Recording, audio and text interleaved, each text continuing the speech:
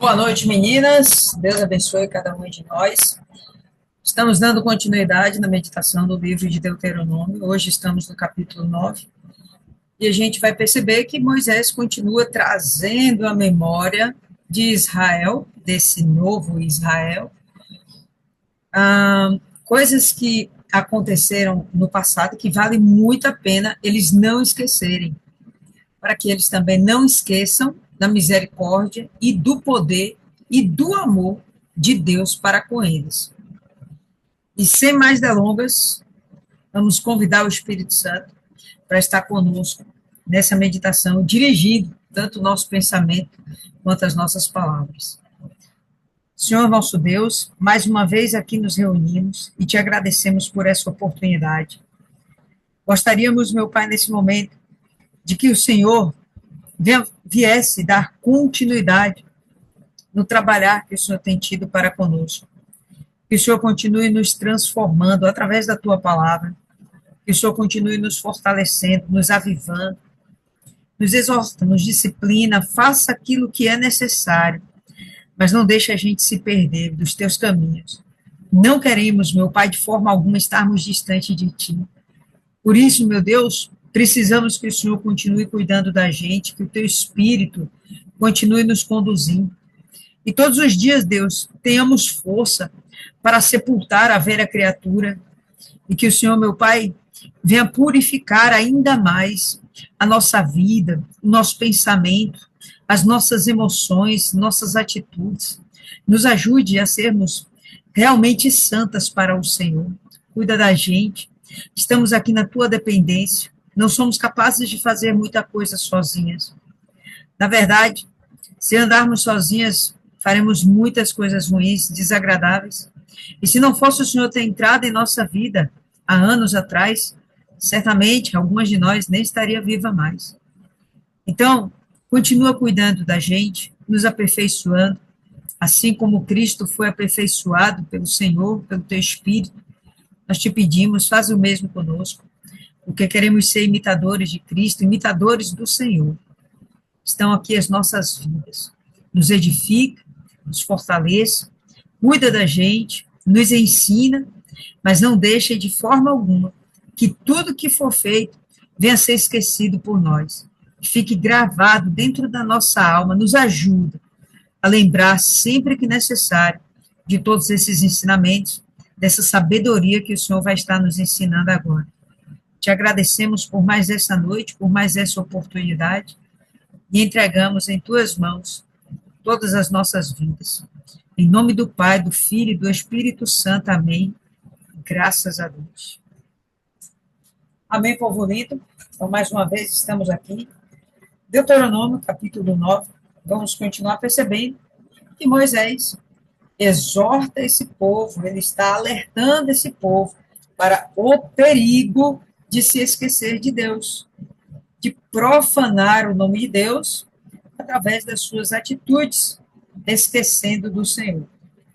Deus está prestes a dar coisas maravilhosas e grandiosas para eles, coisas que eles sozinhos não teriam jamais a menor condição, capacidade, nem mesmo ideia ou coragem de fazer. Eles não teriam essa capacidade.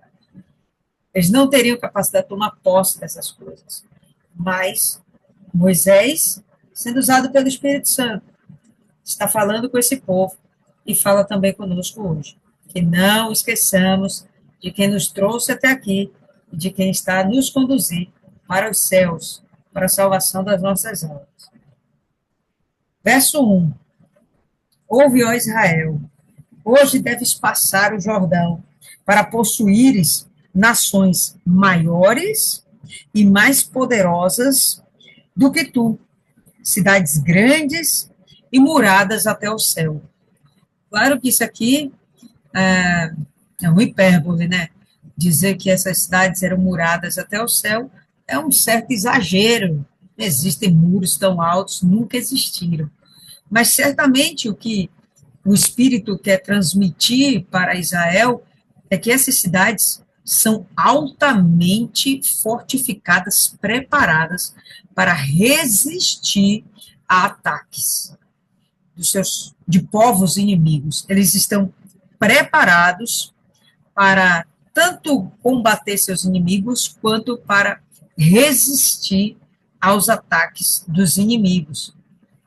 Quando o próprio Deus ressalta que essas nações são maiores e mais poderosas, no capítulo anterior, ele falou de nações mais numerosas, em todos os sentidos, essas nações dão pau em Israel.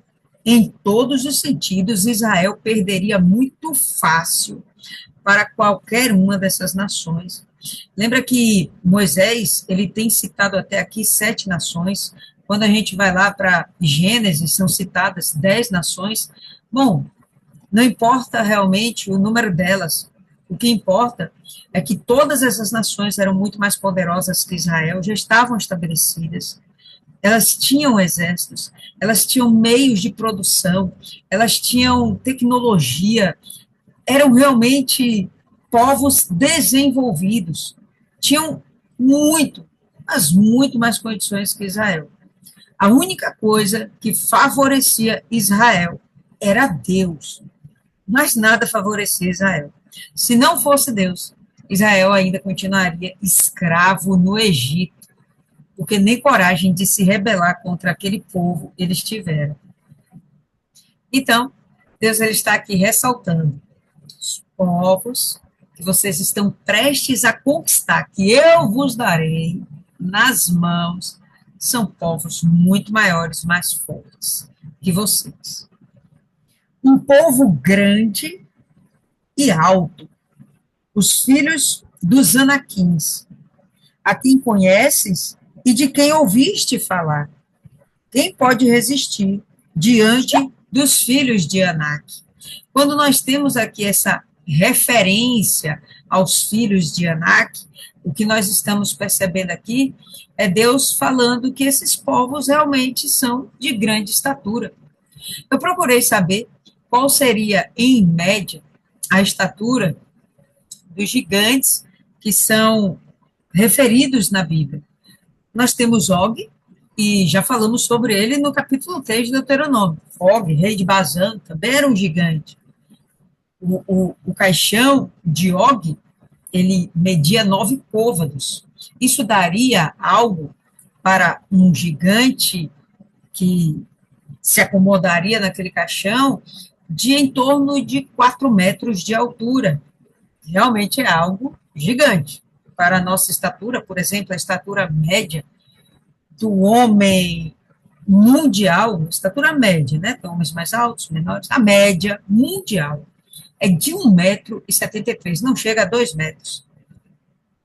Um homem de 4 metros é algo realmente assustador. Estamos falando aqui dos Anaquins. Para a gente ter uma referência a respeito dos Anaquins, a gente vai consultar o livro de Josué. Abra aí o livro de Josué, no capítulo 11. Vamos ver aqui um trecho que eu achei bem interessante. Josué, capítulo 11. Próximo livro aí, né?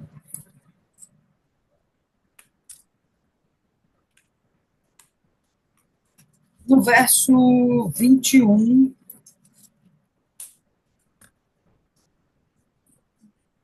e 22. A gente entende que Deus está sinalizando para uma terra que já tem seus habitantes, um povo grande, gigante, mas Deus está decretando, esse povo vai ser entregue nas mãos de vocês. Então, fica tranquilo. A gente vai ver aqui em Josué o momento do cumprimento dessa promessa, dessa profecia. Tá bom? Josué 11, no verso 21. Vamos começar pelo verso 21. E naqueles dias veio Josué e estipou os Anaquins dos montes de Hebrom. Hebrom, inclusive, nessa época, era a cidade, não só nessa época, ainda hoje, ali naquelas adjacências de Israel, a cidade mais alta, considerando o nível do mar Mediterrâneo. 1.000 metros acima do mar Mediterrâneo. Então, já é uma cidade que, por si só, é extremamente importante, relevante, pela altura dela, né? E haviam gigantes que moravam ali. Então, eles estavam num lugar prestigiado, privilegiado, onde eles poderiam muito bem antever um ataque inimigo e projetar seus ataques ou o que eles quisessem fazer. Eles tinham uma visão privilegiada de toda aquela região. Mas, enfim, vamos voltar aqui. Tá? Então, e naqueles dias veio Josué e extirpou os anaquins dos montes de Hebron, de Debi, de Anabe, e de todos os montes de Judá, e de todos os montes de Israel. José os destruiu com as suas cidades por completo. Imagina como não seria uma cidade de um gigante. Se nós hoje já temos casas e palácios e somos baixos, vamos dizer assim, imagina para os gigantes. Essas casas, essas construções deveriam ser absurdamente grandes. E Josué colocou tudo isso no chão, não aproveitou nada disso, ele colocou tudo isso no chão. E ele eliminou por completo os anaquins. No verso seguinte, nós vamos descobrir que não. E ele vai dizer aqui, ó, não restou nenhum dos anaquins na terra dos filhos de Israel. Só restaram em Gaza, em Gate e em Asdod. Então, aqui, através do livro de Josué, pode voltar aí para o nome, a gente vai perceber que Israel expulsou os anaquins da terra que Deus lhes deu, mas não destruiu todos os anaquins. E aí a gente vai lá em 1 Samuel, abre aí, e a gente vai ver a história de um dos descendentes desses caras aqui. 1 Samuel 17. Um desses descendentes, desses anaquins, que Josué não destruiu por completo. Deus tinha dado uma orientação, era para destruir todos. Não foram destruídos por completo. Eles vão dar trabalho lá na frente. Então, vê aí, 1 Samuel 17, já abriu? A gente vai ter aqui, no verso 4, para sermos objetivas. E ali, saiu do acampamento dos filisteus um campeão chamado Golias. De onde? De Gate. Acabamos de ver no livro de Josué que alguns anaquins acabaram se fugindo, né, e se escondendo em Gate, ali na terra dos filisteus, e povoaram aquela região, não foram totalmente destruídos. E aqui a gente está vendo que eles estão dando agora trabalho. Era para ter sido tudo destruído. Se eles tivessem sido totalmente destruídos, talvez Davi tivesse sido levantado de outra forma, mas não vencendo um gigante, né? Essa história aqui vai falar de Davi. E ali saiu do meio do acampamento dos filisteus um campeão chamado Golias de Gate, cuja altura era de 6 côvados e 1 palmo. Lembra de Og? A altura equivalente a 9 côvados. Esse daqui, 6 côvados e 1 palmo, que daria mais ou menos 3 metros de altura. Ainda assim, é algo grande, né? Para um homem de 1,70 m, 1,80 m, menos que o dobro, né? Mas é uma diferença considerável. Eu fui buscar algumas informações dos dias atuais para saber quem hoje é o homem mais alto do mundo. E o homem mais alto do mundo é um americano, e ele tem 2 metros, mentira, ele não é mais vivo, ele era, tá? Ele tinha 2,72 metros de altura. É algo considerável, né? Considerável. Já seria algo intimidador. Porém, ó, compartilhar aqui com vocês, essa daqui é a imagem dele. Ele morreu aos 22 anos de idade. Nessa foto ele parece ter sei lá, uns 40 anos, né? 30 e poucos, 40 anos, mas ele só tinha 22 anos de idade. E àquela altura do campeonato, ele morreu por causa das complicações que o faziam crescer. E se ele não tivesse morrido, os estudiosos daquela época, cientistas, dizem que ele não teria parado de crescer, ele continuaria crescendo. Quando eu olho para essas coisas, nos nossos dias, tem registro, tem fotos sobre isso, está documentado. Esse cara morreu em 1940, se não me engano, algo relativamente recente, né? Está documentado isso aí. Então, se nos dias de hoje nós temos ainda vestígios de gigantes, gigantismo, não é de se surpreender que isso exista, essas características possam existir dentro do código genético humano. Por que eu estou ressaltando isso? Já comentamos, para sinalizar que o gigantismo não é nada de anjo caído, é uma condição humana. E quando a gente vê esses homens aqui em especial, por exemplo, ele morreu com 22 anos. A maioria dos gigantes, eles acabam morrendo relativamente cedo, justamente porque eles têm complicações físicas na sua saúde.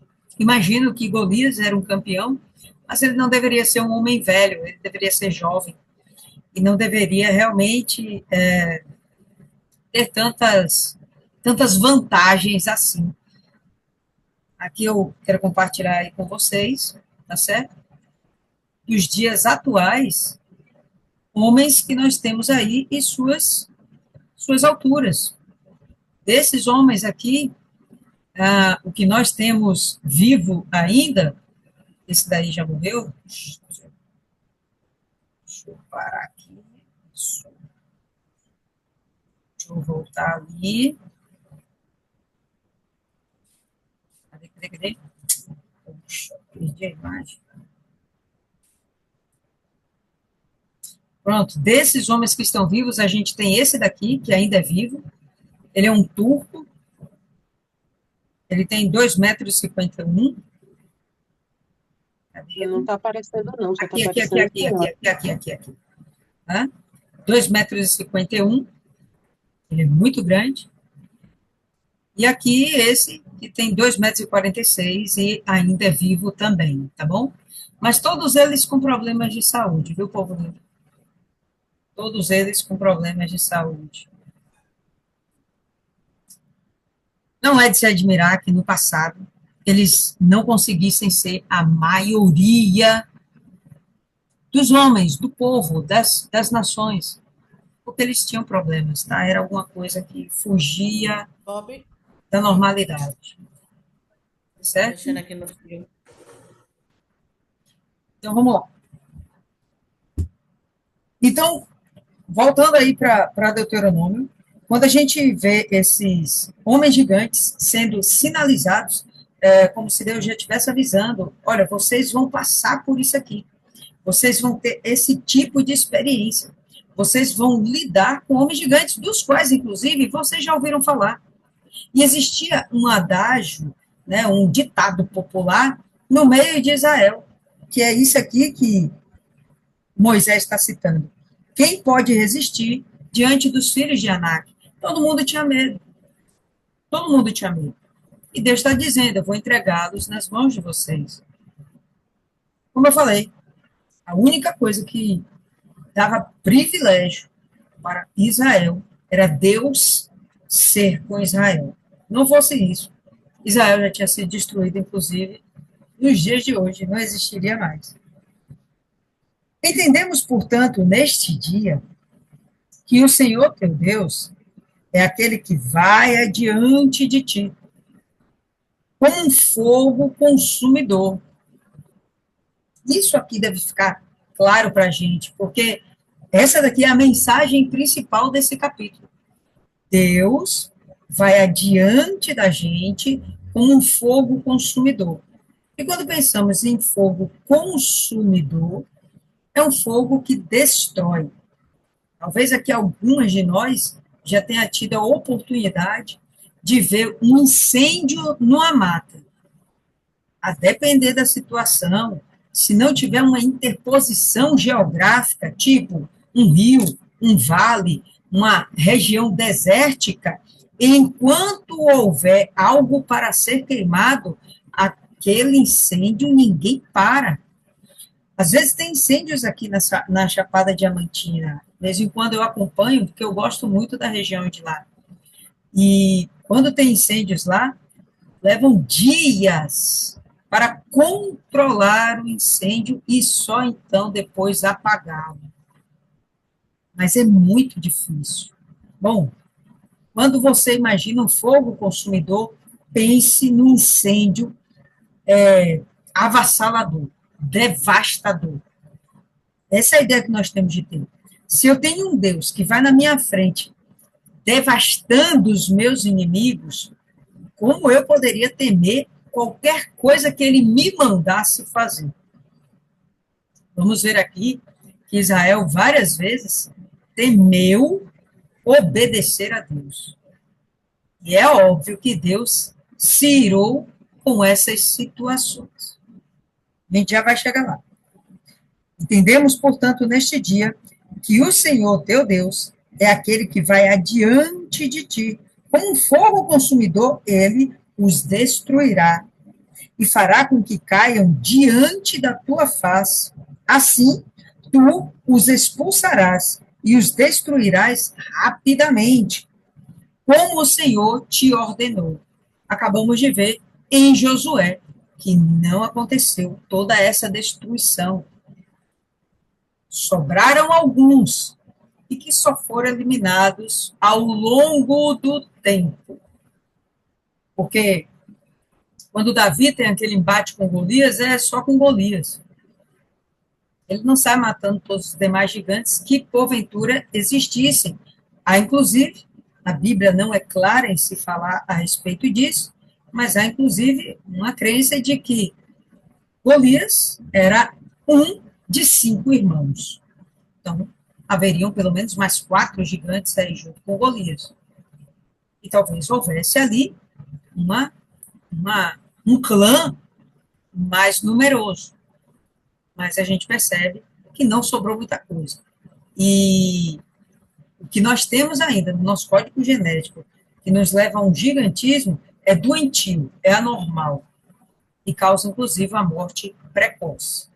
Esses homens aí que eu apresentei, mostrei aí para vocês, vocês derem um Google, vocês acham facinho, mas a maioria deles morreu por complicações de saúde. Certo? Vamos voltar aqui. Não fales no teu coração, depois que o Senhor teu Deus os tiver lançado fora de diante de ti, dizendo, pela minha justiça, o Senhor me trouxe para possuir esta terra. Mas, pela iniquidade destas nações, o Senhor os expulsou de diante de ti. E aqui também eu acho que é um trecho extremamente poderoso para cada uma de nós. Isso foi importante ser notificado para Israel, para que eles não achassem, não acreditassem que Deus estava fazendo aquilo porque eles mereciam. Não era por merecimento. É porque já tinha chegado o limite da maldade desses povos diante de Deus. Como vimos em Gênesis, não vou voltar aqui nesse momento. Já vimos isso uns 2, 3 dias, 2, 3 meditações atrás. Mas Deus, ele tinha dado oportunidade aos cananeus, aos amorreus, para que eles se convertessem, eles aceitassem Jesus, maneira de falar, tá? Mas que eles aceitassem o governo de Deus sobre eles, que eles aceitassem que Deus era o único Deus, e eles abandonassem toda forma de idolatria que eles tivessem. Deus estava esperançosamente aguardando que isso acontecesse. A maioria dessas nações, elas já existiam há centenas de anos. Imagina como Deus estava sendo misericordioso com eles. Centenas de anos, né? 200, 400, 500 anos, 600 anos. E Deus estava esperando esse povo se endireitar. Então chega um momento que Deus perde a esperança. Deus desiste.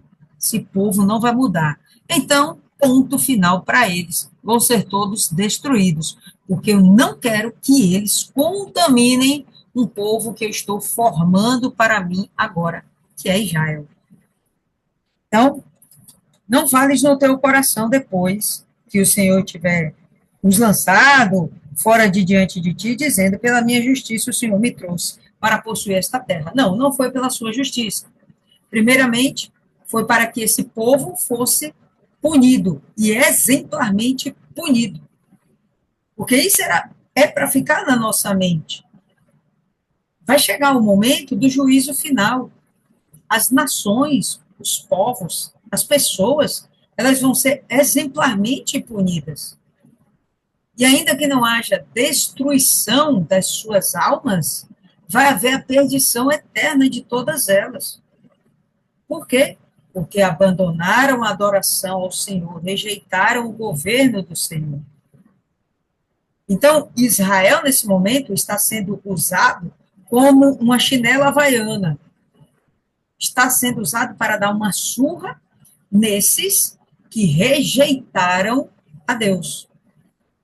Só que é uma chinela havaiana violenta, mortal. É uma disciplina mortal. Eles não estão tendo o direito de sobreviver. Eles só vão sobreviver alguns, como nós vimos aqui, alguns filhos dos Anakins, por causa da indisciplina de Israel, que não cumpriram por completo, a termo, não fizeram tudo o que tinham que fazer, segundo Deus ordenado.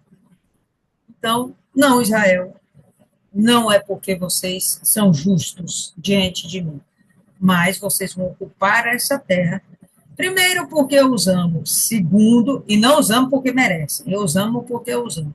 Segundo, porque esse povo já teve a medida de chance deles. Agora vai chegar o juízo sobre a vida deles. No verso 5, a gente vai ver assim: não é pela tua justiça, nem pela retidão do teu coração que vais possuir a terra, mas pela iniquidade dessas nações, o Senhor teu Deus as expulsa de diante de ti, e para que ele possa realizar a obra que o Senhor jurou a teus pais, Abraão, Isaque e Jacó.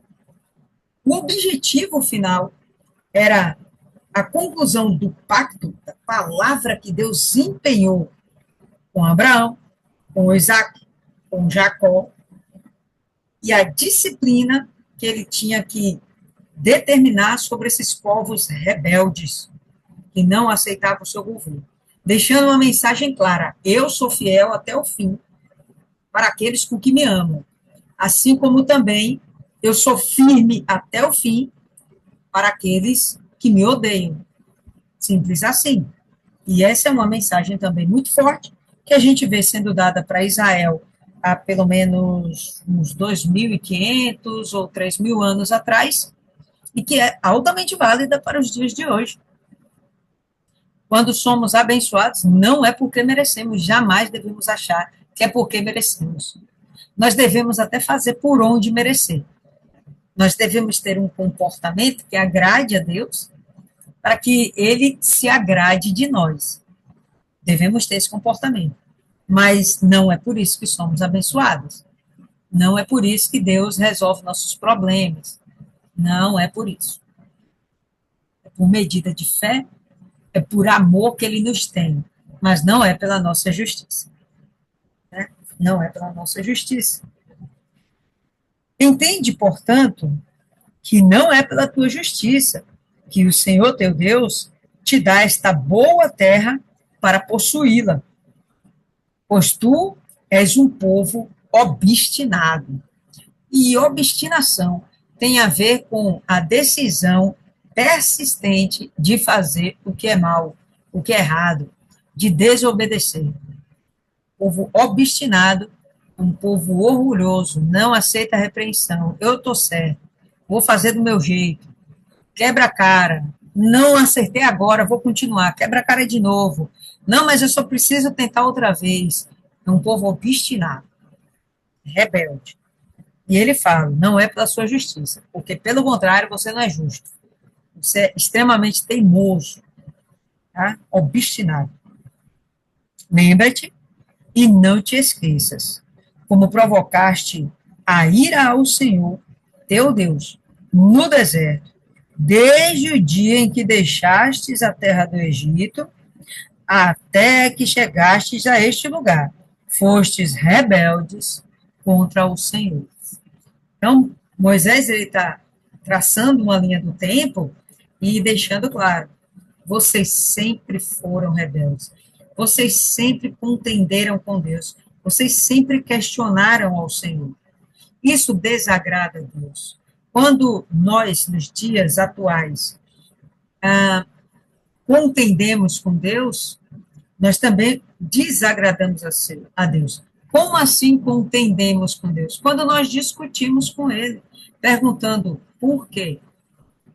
Quando olhamos a palavra e dizemos, não, não é bem assim, isso aqui está ultrapassado. Não, isso aqui foi para aquele povo de antes, não, não vale mais para nós.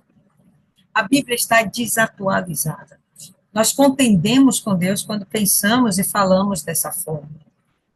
E isso desagrada a Deus.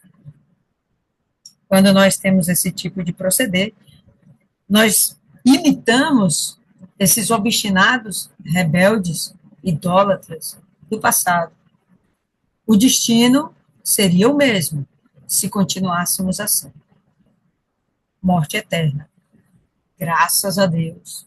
E hoje nós mudamos a nossa mente, nascemos de novo, nascendo de Deus, e hoje nós temos um outro destino, e não porque sejamos justos, mas somos justificados pela nossa fé.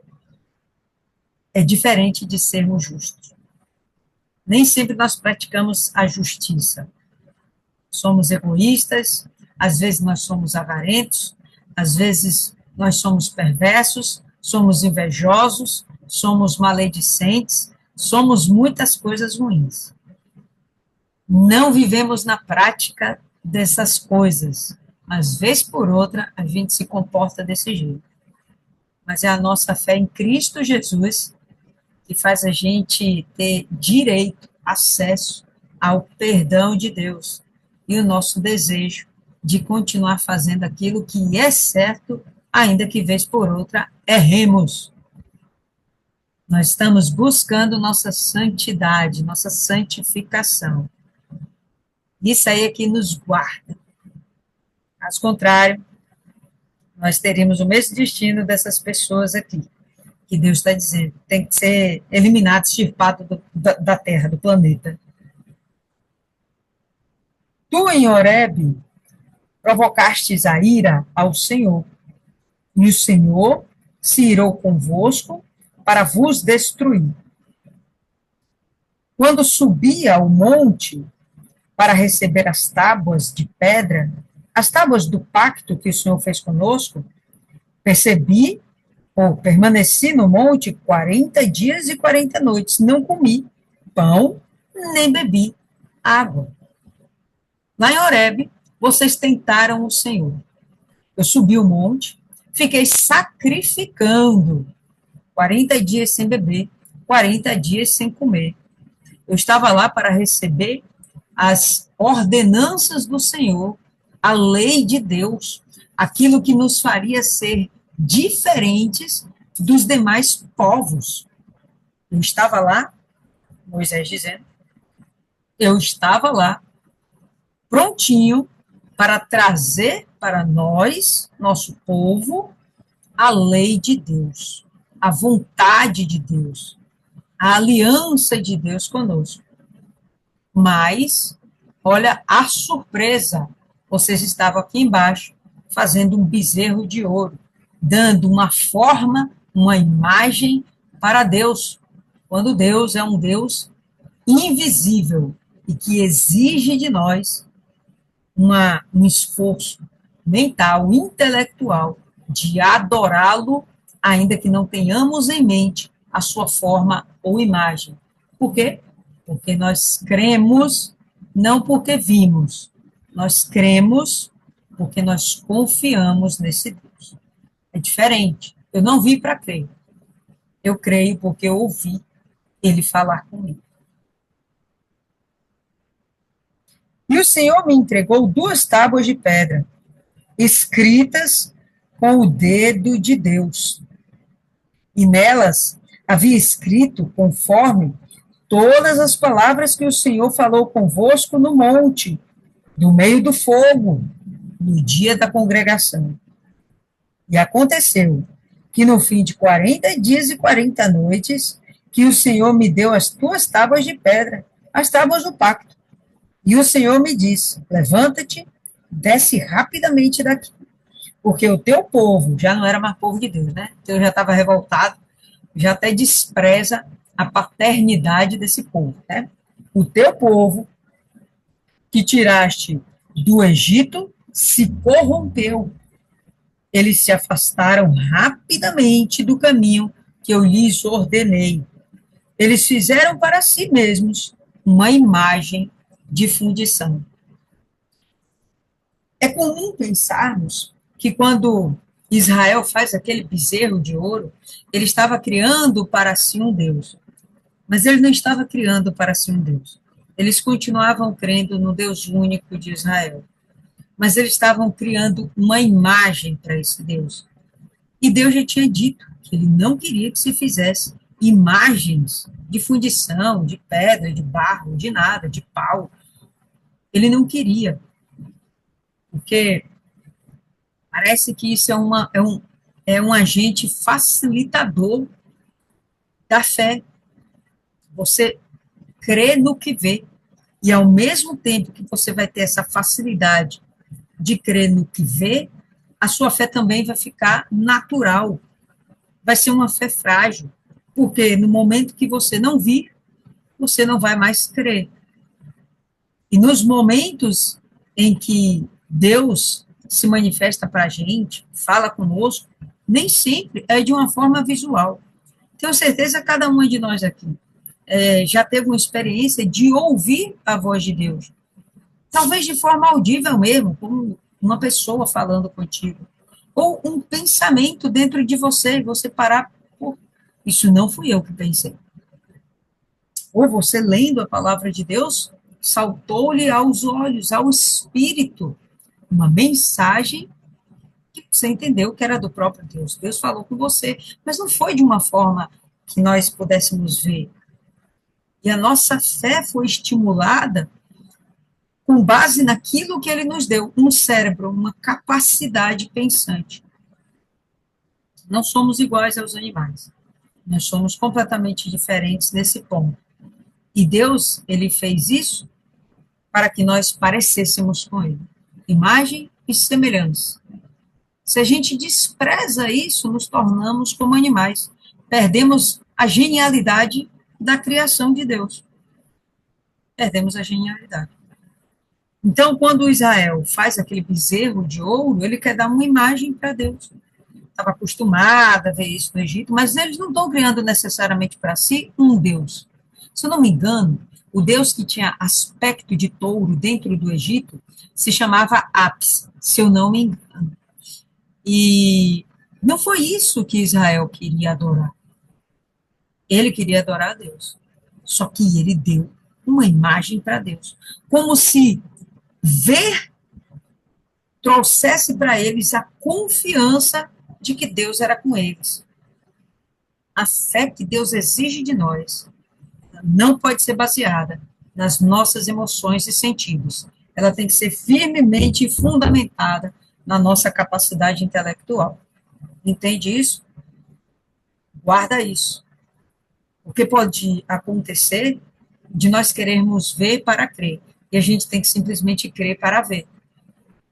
E se não virmos, pode ser que a gente não veja, pode ser que Deus nos diga não, e se não virmos, ainda assim, devemos permanecer crendo que Deus existe, Ele nos formou, não somos obra do acaso, não somos um acidente do universo, não somos resultado de um Big Bang, nós somos resultado da criação de Deus. Houve um propósito, houve um projeto, houve um esforço para sermos criados, que saiu da mente de um ser divino, que não foi criado, diga-se de passagem. Ele sempre existiu.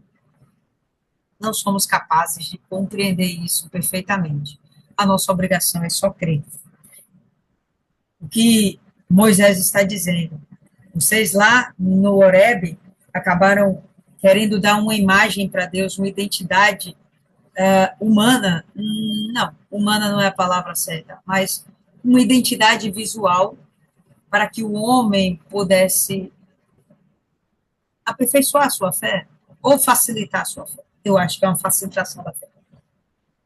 E não é isso que Deus quer.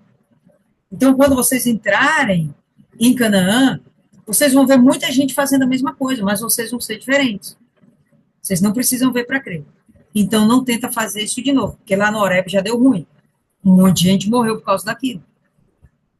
E se continuar essa palhaçada, quando vocês entrarem em Canaã, um monte de gente vai morrer também. Como os próprios cananeus estão sentenciados à morte. Sentenciados à morte. E aconteceu que no fim de 40 dias e 40 noites que o Senhor me deu as 2 tábuas de pedra, as 2 tábuas do pacto. E disse o Senhor, levanta-te e desce rapidamente, porque o povo que tiraste do Egito se corrompeu. Eles se afastaram rapidamente do caminho que eu lhes ordenei. E eu já tinha ordenado para não fazer imagem de nada. Eles fizeram para si mesmos uma imagem de fundição. Além disso, o Senhor falou comigo dizendo, eu vi esse povo, e eis que é um povo obstinado. Deixa-me sozinho para que eu os destrua. Ele pediu para Moisés, né, se afaste. Sai do meio deles, porque eu vou destruir aquele povo.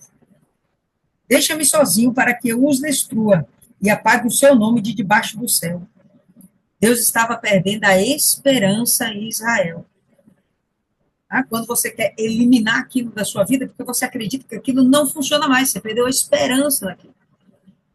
Não funciona mais, vou jogar isso aqui fora, vou desprezar.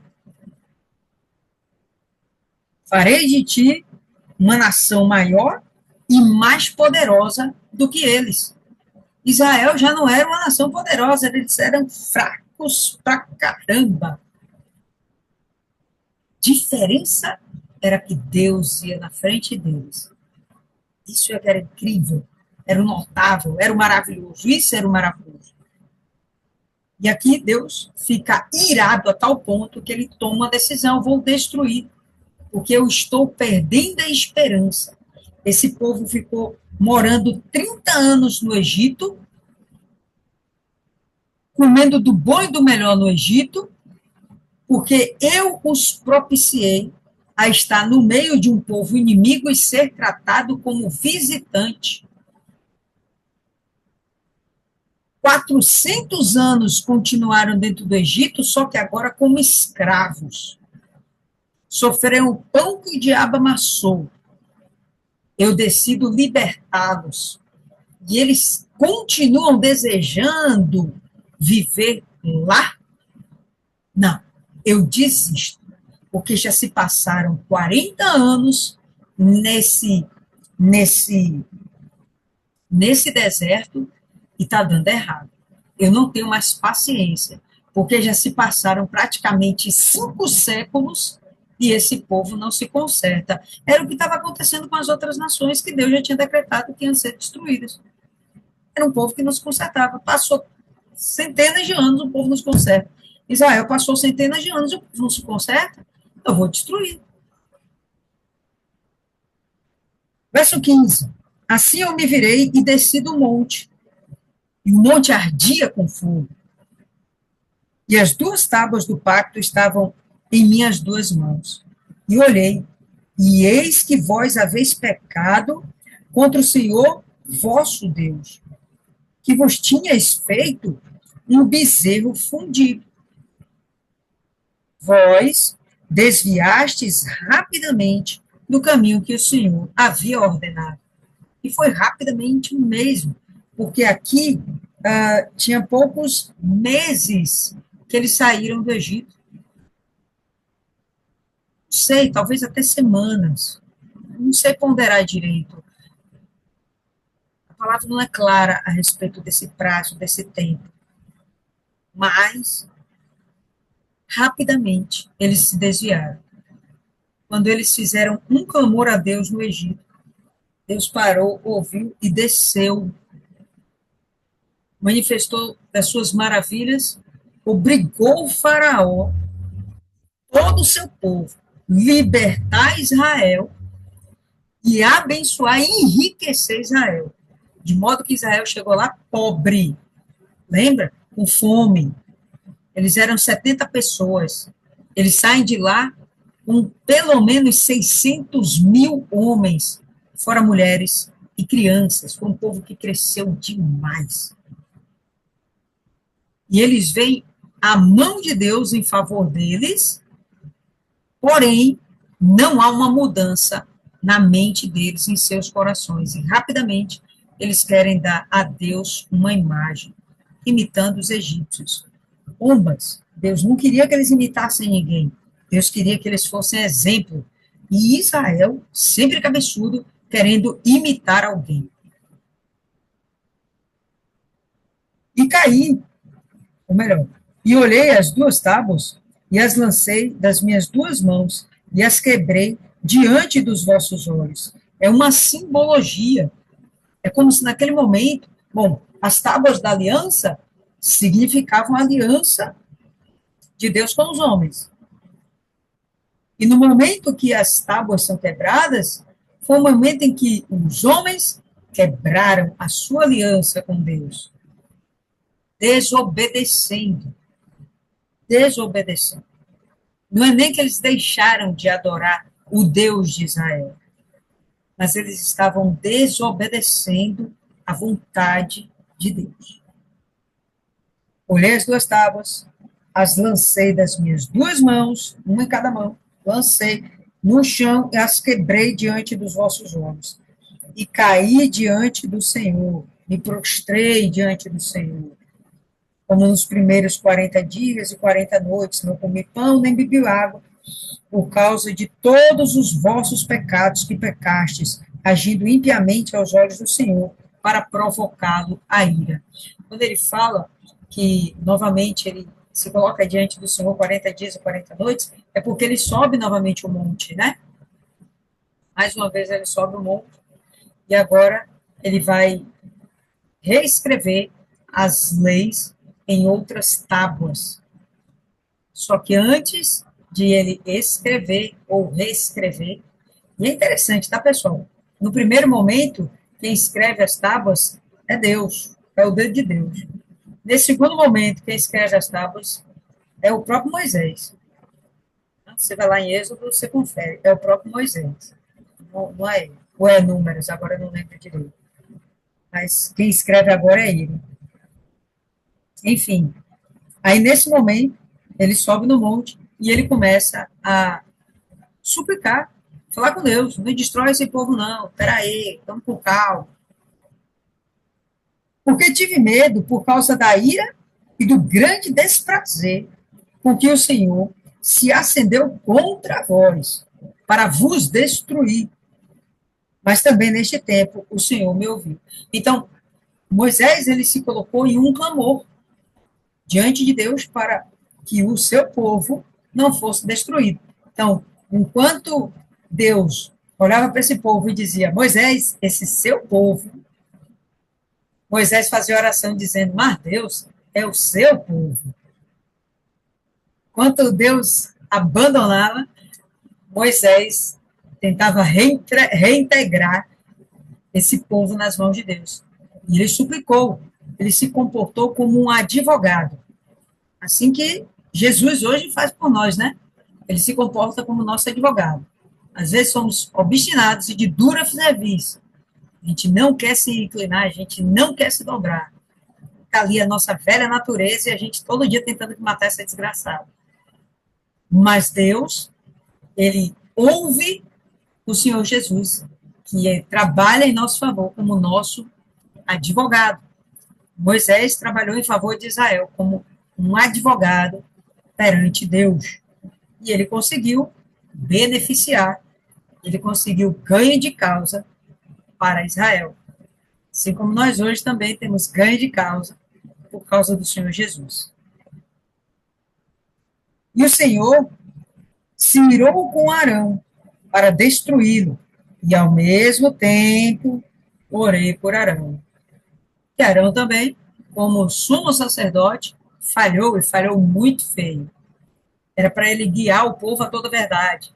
Mas ele não foi forte, ele foi uma mente fraca, ele retrocedeu na fé, e ele, em vez de guiar aquele povo, ele se deixou levar pelo povo.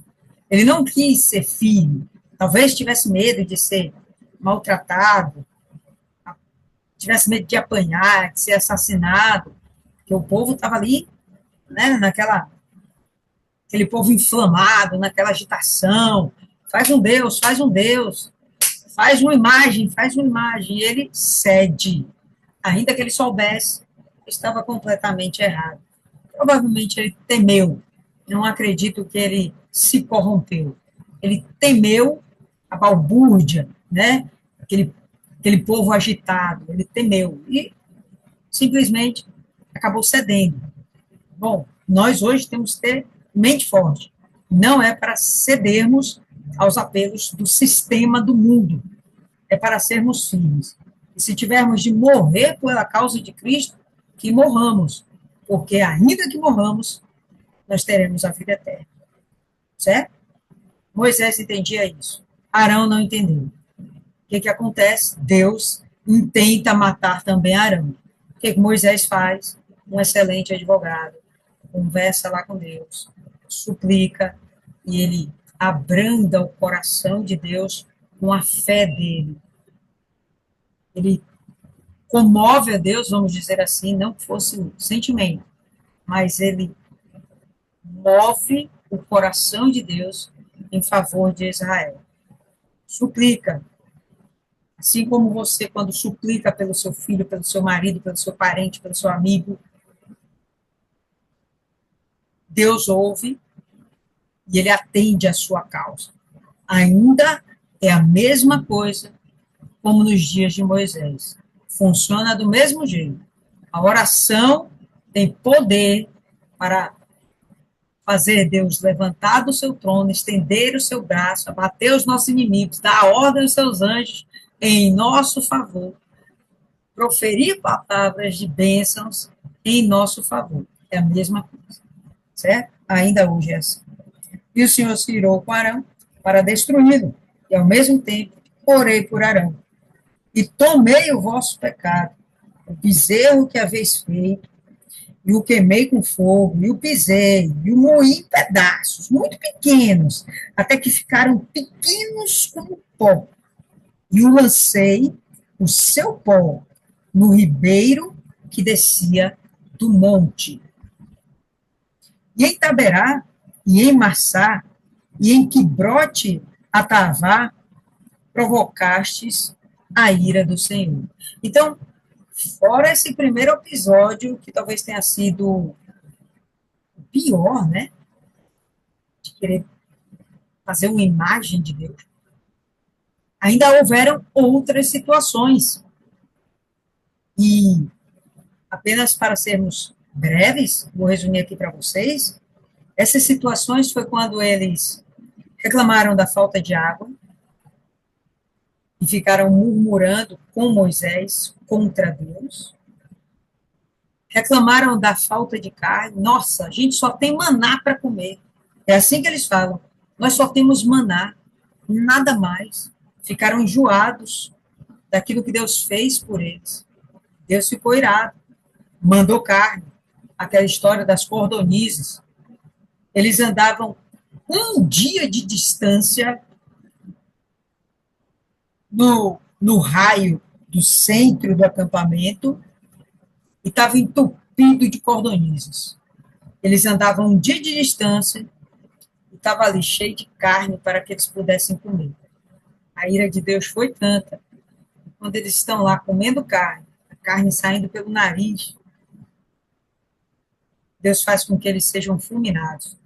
Todos aqueles que tiveram esse desejo contra Deus, que ficaram afrontando a Deus. Porque nos trouxe do Egito para cá, para morrermos, pelo menos no Egito, nós tínhamos o que comer.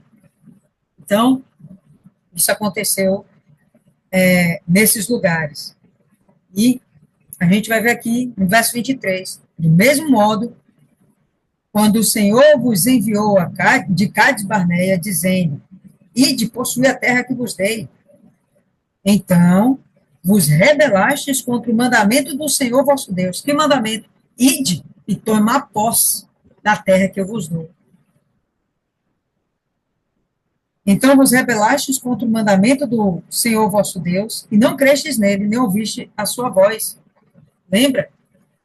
Vão lá os espias, e os espias voltam. Dois falam muito bem da terra, e diz, vamos para cima, a gente vai conquistar. Deus já nos deu essa terra nas mãos. E chegam os outros 10, vamos não, vocês estão malucos, vai tudo morrer lá.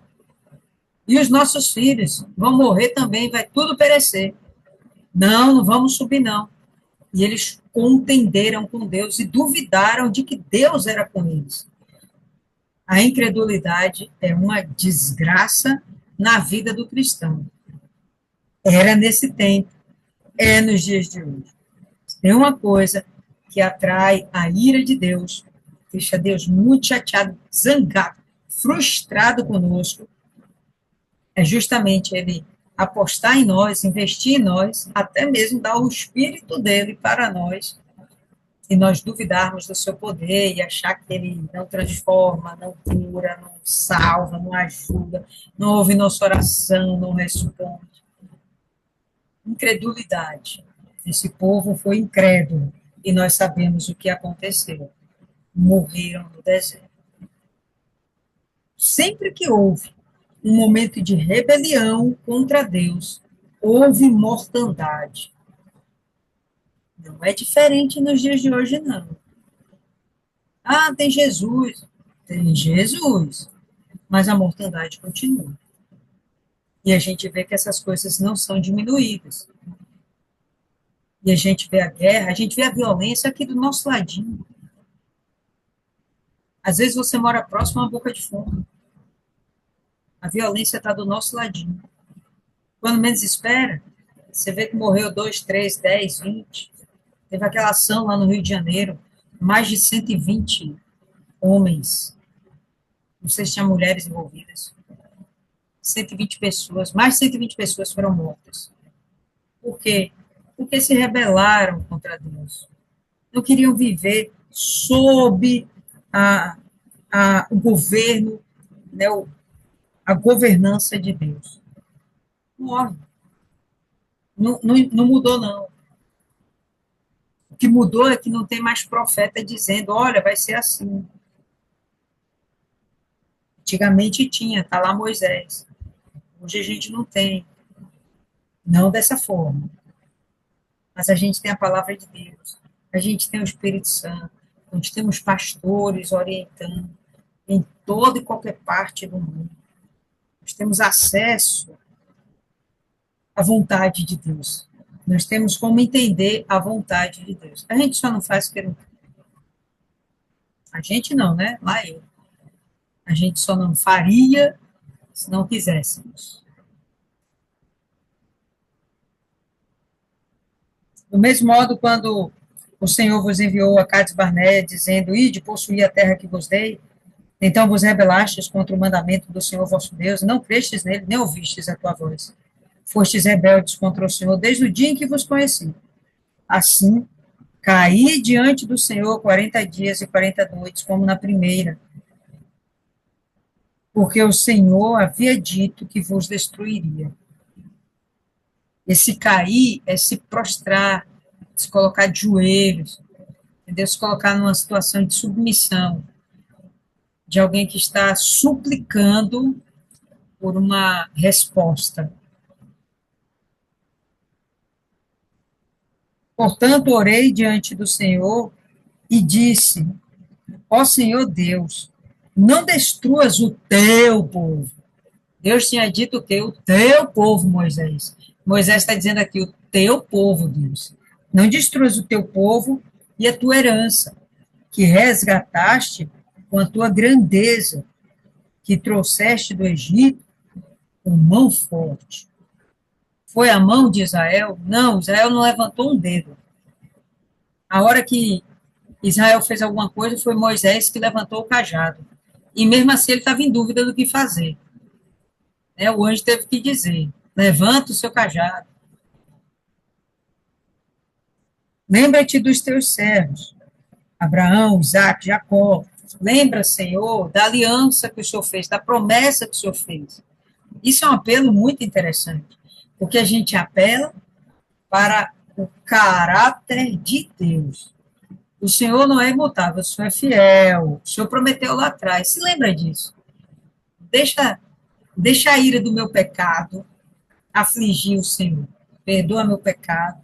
Se lembra da aliança. Se lembra do voto que a gente tem. Me perdoa. Muda minha vida. Me ajuda a chegar lá no final da caminhada. Moisés está interpelando aqui pelo povo. Lembra-te dos teus servos, Abraão, Isaque e Jacó. Não olhes para a teimosia deste povo, nem para a sua iniquidade, nem para o seu pecado. Para que a terra de onde nos tirastes não diga, pois o Senhor não pôde trazê-los à terra que lhe prometeu. E porque os odiava, ele os tirou para matá-los no deserto. Então, Moisés, ele argumentou com Deus dessa forma. Se o teu povo perecer, o Egito vai dizer, olha, esse Deus não foi capaz de salvar esse povo e cumprir na vida deles a promessa que lhes fez. E, mais uma vez, Moisés está mexendo com o caráter de Deus. Porque aquilo que ele começou, ele é fiel para cumprir. Mais uma vez, a apelação de Moisés foi com sabedoria, com entendimento. Um excelente advogado, né? Pois, para que não digam, né? Pois o Senhor não pôde trazê-los à terra que lhes prometeu, porque os odiava, ele os tirou para matá-los no deserto. Mas eles são teu povo, são tua herança, que trouxeste pelo teu grande poder e pelo teu braço estendido.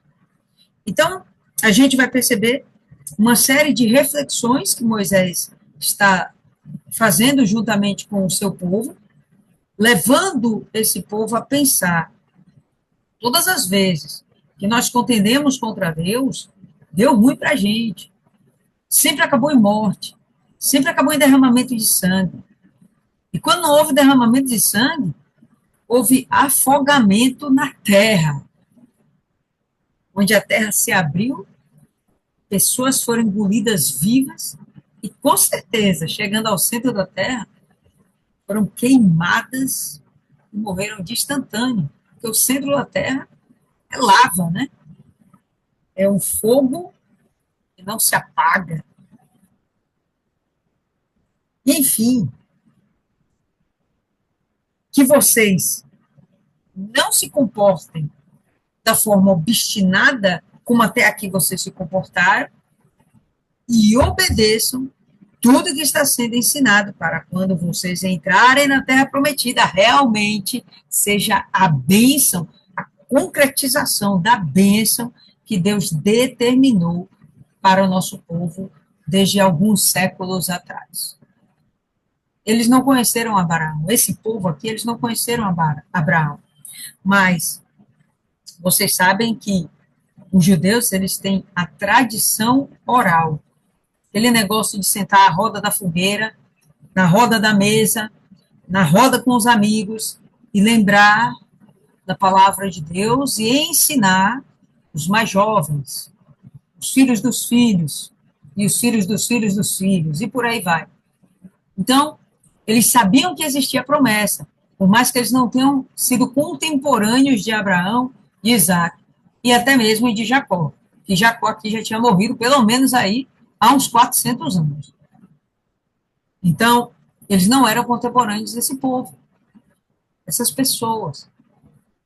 Mas existia a lembrança, o entendimento, o conhecimento de que Deus, o Criador de todas as coisas, estava desejando fazer uma nação a partir de Abraão, uma geração que seria diferente e impactante diante de todas as demais nações.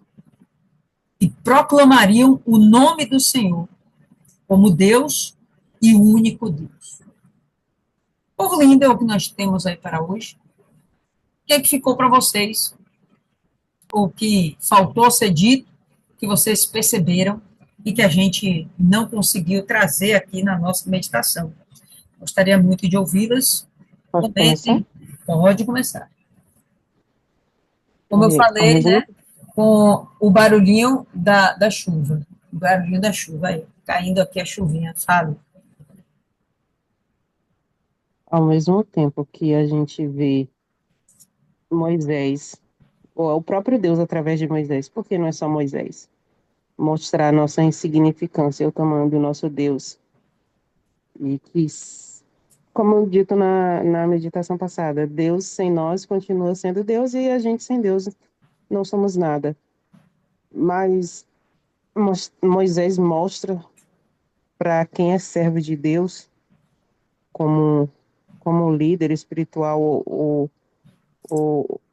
líder espiritual no sentido de evangelista mesmo, o tamanho do poder que Deus nos concede, porque ele várias vezes ele intercedeu por esse povo.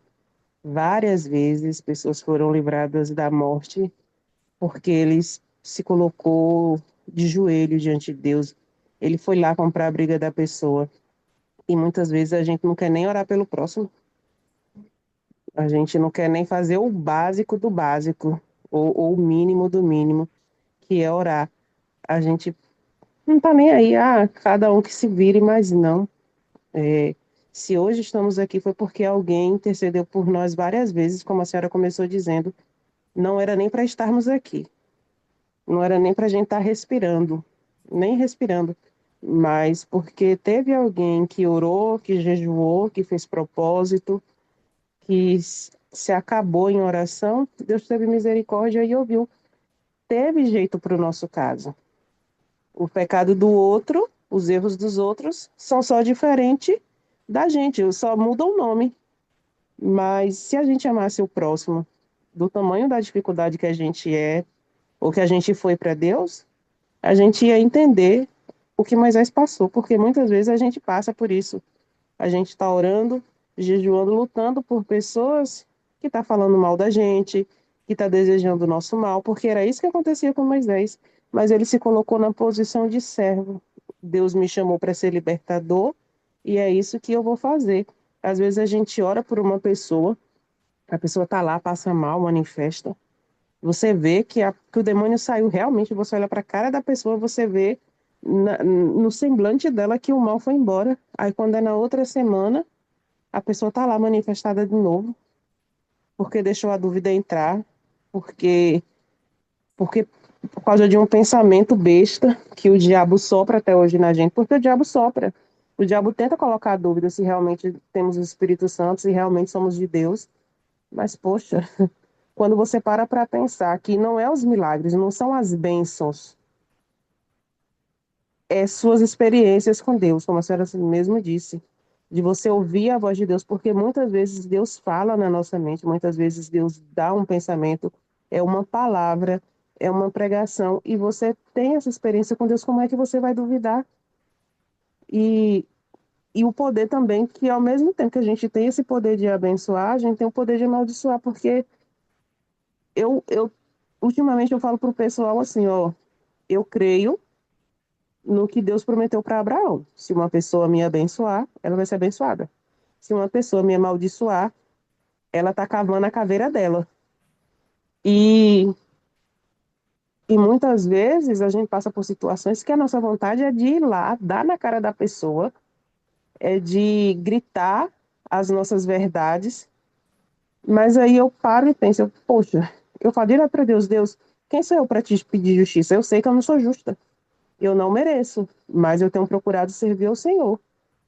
Não é pelo que eu sou, não é pelo que eu faço, nem pelo que eu mereço, porque eu não mereço nada. Mas eu tenho me colocado em obediência ao Senhor, porque foi Tiago, né? Tiago disse que a gente pede e não recebe porque pede mal. E Moisés, ele já vem pedindo aí, já vem com os argumentos que Deus não tem nem como refutar. É como se ele pegasse Deus e encostasse lá no canto da parede, ó. A sua boca disse isso, isso, isso e isso.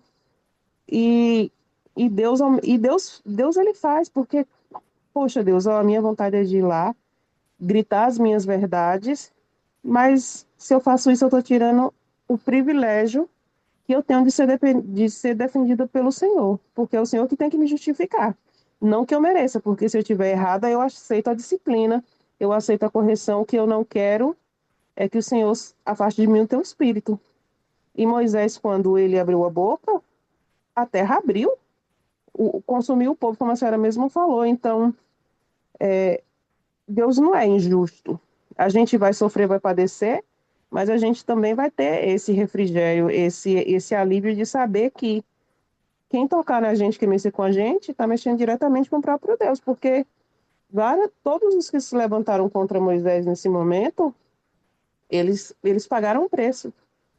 E a gente foi chamado para isso, para libertar o povo, para levar a palavra, e não vai ser fácil. Vai ter dia que a gente vai olhar para a cara do ser humano e dizer que vontade de mandar ir para o inferno, que vontade de mandar se lascar em banda. Mas a gente também já foi essa pessoa. E Moisés, ele se coloca nisso, porque ele também matou, ele também viveu naquilo ali, só que ele pagou o preço dele. E ele ouviu de Deus e obedeceu. E às vezes a gente pensa, poxa, porque Deus fez na vida de fulano de ciclano, porque fulano obedeceu, fulano se entregou. Eu estava comentando a respeito daquele livro, ó, Crente, Crente, Crente Possesso, que a esposa do pastor fala que ela estava lá, se eu não me engano, com problema nos olhos, e chegou lá uma prostituta e foi curada. Mas a prostituta foi curada porque ela se entregou. E tem coisa que Deus não vai fazer, Deus vai fazer porque a gente se entrega, e tem coisa que Deus não vai fazer de imediato porque Ele vai querer nos usar como exemplo, vai querer nos fortalecer, Ele vai simplesmente querer ver até onde a gente está disposto a padecer pela obra, pela vontade dele. Moisés não entrou na terra prometida e nem por isso ele se revoltou contra Deus e nem se rebelou contra aquele povo que foi ocupado, porque ele entende que ele teve a parcela dele. E muitas vezes a gente quer justificar os nossos erros, nossos fracassos ou a disciplina que a gente está sofrendo por causa dos outros. Mas se você não tivesse, se você não tem culpa, Deus vai te absolver. Mas se você tem, você paga e Deus vai te perdoar, porque Moisés ele não entrou na terra prometida, mas ele foi para o reino dos céus. Entre a terra prometida e o reino do céu, minha amiga, eu nem quero pensar duas vezes.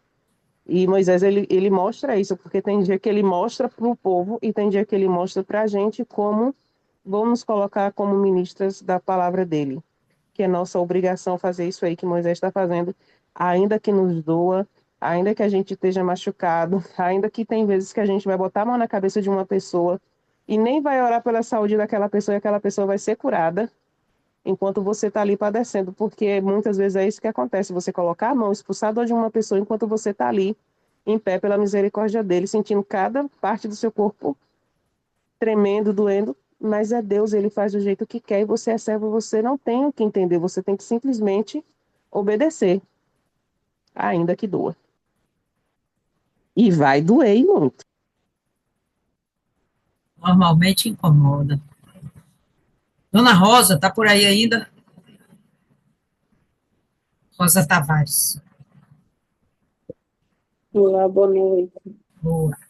O que me chama a atenção é a postura de Moisés de ficar argumentando com Deus em favor do povo, porque se Deus ele quisesse fazer o que ele estava tentando fazer, mesmo com toda a argumentação de Moisés, ele iria fazer.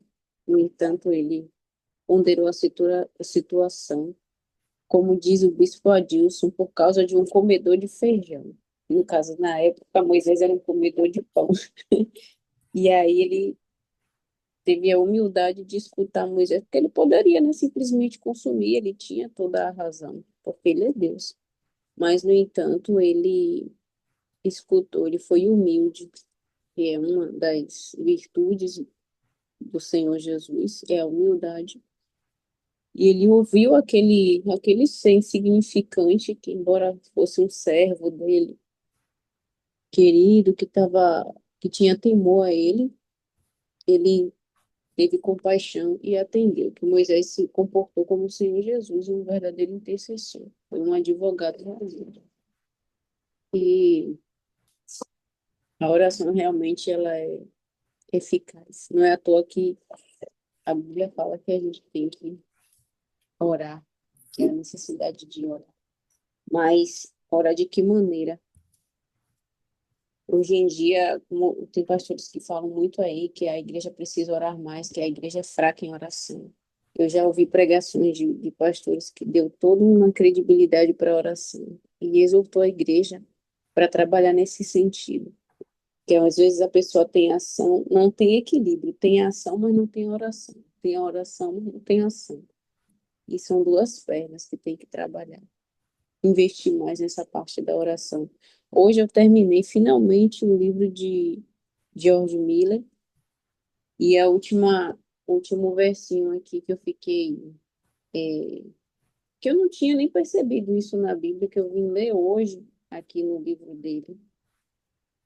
E falava, ainda que ele me mate, nele esperarei. E está em Jó 13:15. Eu li Jó e não me lembro de ter lido isso aqui. Se eu li, provavelmente um sono, um cansaço extremo, não me deixou perceber, Deus é mais. Mas, enfim, é a prática mesmo do temor, da oração, da busca, da pessoa estar ali atento, né, para não desistir da fé, para permanecer até o fim, dê o que der. E Dona Manhã estava falando que às vezes a pessoa não quer orar até pelo outro. E isso às vezes acontece, né? Na correria do dia a dia, tem ali o grupo chamando a atenção, fulano de tal tá precisando de oração, não sei o quê, bebê, um tio que tá doente e tal. Mesmo que a gente não possa parar, dobrar um joelho, chegar num lugar reservado, mas com toda a fé na mente, se tiver no ônibus, no Uber, no mercado, ali em espírito de oração, colocar toda a força para orar por aquela pessoa, porque a oração tudo pode em sua eficácia. E o que me chamou hoje a atenção foi o poder da oração. E o Jorge, ele também orava por tudo, né? Seja para a provisão do orfanato, para o nevoeiro acabar, tanto que um capitão se converteu, então a gente precisa exercitar mais a oração, como todo o resto. Mas a oração, porque não é fácil hoje em dia com tanta distração, com tanto trabalho, com tanta correria. A gente realmente tem que estar em espírito de oração. Perfeito. Dona Cida, se a senhora tiver algo mais a acrescentar, dona Cida, acrescente, caso contrário, faça a oração final, por favor.